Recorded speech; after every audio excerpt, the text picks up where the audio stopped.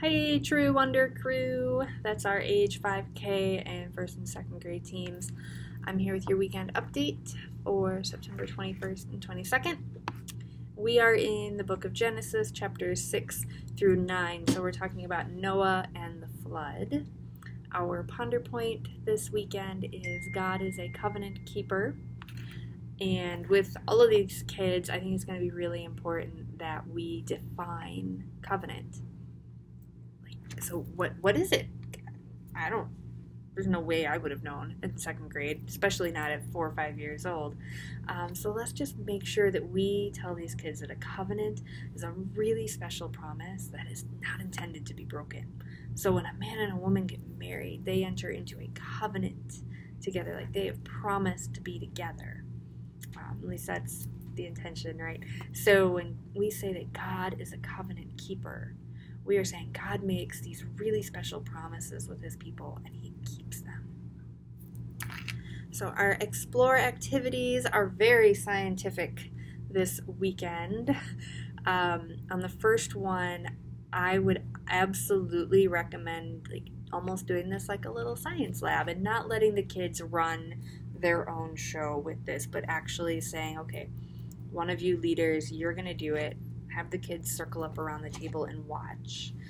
And this could be a great way to focus the kids' attention as toys are being put away in the preschool room, or just as even an extra couple of minutes of time. And so I have to find eyedroppers and just talking about how water sticks to itself. Water is cohesive, but water is actually also adhesive, it also sticks to other things. And how many drops of water can we put on this coin before the bubble just bursts and the water is no longer forming a bubble, but it's formed a little puddle? And so, see why I'm saying don't let the kids run this one on their own. So that is one of our explore activities. Our second one is will it float? And so we'll have a water bin and a bunch of various items and just, hey, do you think it's going to sink or float? Let's find out. And again, always important, especially when we have water or sand or rice, that we make sure we have a leader there to keep things under control, because it can become so tempting to just want to get in there and splash. And it's everywhere now. And at least in the first and second grade room, you have some carpet for it to land on. But in preschool, I know we have that tile floor, so it gets a little slick. I'll make sure you have some towels as well.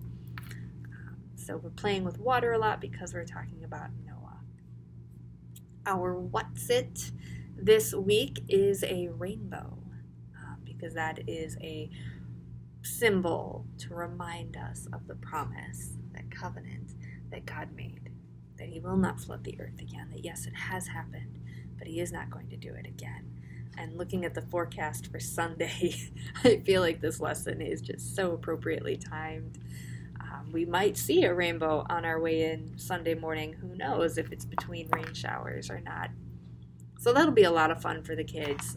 It's raining outside. It's raining in our big God story. What are some things that we know God has said about when it rains a lot? Our verse continues to be Psalm 107, verse 2. Let the redeemed of the Lord tell their story. I've been in there a few times, so I'm starting to remember the motions. And then a fun trick question around the story of Noah is, well, how many animals did Noah take with him? Because a lot of people or kids will say, well, 2 of every kind.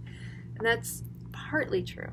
He also took animals to eat and animals for sacrifices, because even while they were on the boat in the storm, they were worshiping God. And that's just such a beautiful reminder, that we need to be worshiping God in our own storms as well. Our craft this week, they're making their own little rainbows using streamers and a cloud cutout. So we can talk about the different colors and how God made the colors, and if you want to get really scientific, talking about how really the colors come from how the light refracts through the droplets of water in the air, and it's my nerd coming out a little bit. That's up to you, but it's going to be a great weekend. I'm excited. All right, I love you all, and I will see you this weekend. Bye.